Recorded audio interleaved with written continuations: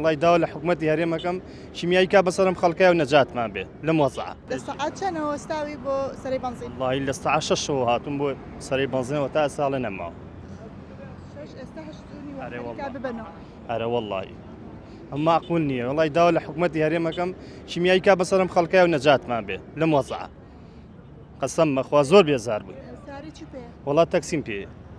ئەرە وەڵڵی. چی وای لێ کردووی بێ بۆ بەنزینی؟ والله بنزینم پێ نییە کاکە ئەم ئەهلیەکە دەری نایەنێت. لە سەعات چەندەوە وەستاوی بۆ سەرەی بەنزین؟ لە 6:20 وەساوم. بەڵێ بەڵێ. سەعات و نیو زیاترە. ئەرە وەڵا. ئەی چۆن تەحەممەلە کردو ئاوا بەستی؟ ئەی چی بکەم وەڵا ناچارم. ناچارم بەنزین زۆر گرانە. یعنی هەر لە بەنزینی حکومی بەنزین تێکەی؟ ئەرە وەڵا. ڕۆژانە دی بۆ ئێرە؟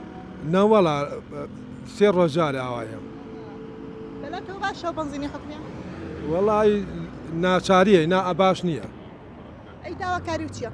وەڵای داواکاریم هەیە ئەوەیە کە ئەم بەنزینە بۆچی واگراکەن. بۆچی لە کەرکوو بە 450 لێرانە نەوت و بەنزین هەموو شتێکی خۆمانە کاکە. باشە ماما ئاوا کرێ بەنزین نرخی بەنزین گران بۆ تۆ کڕی تەکسی گرانەکە لەسەر هاوڵاتیان؟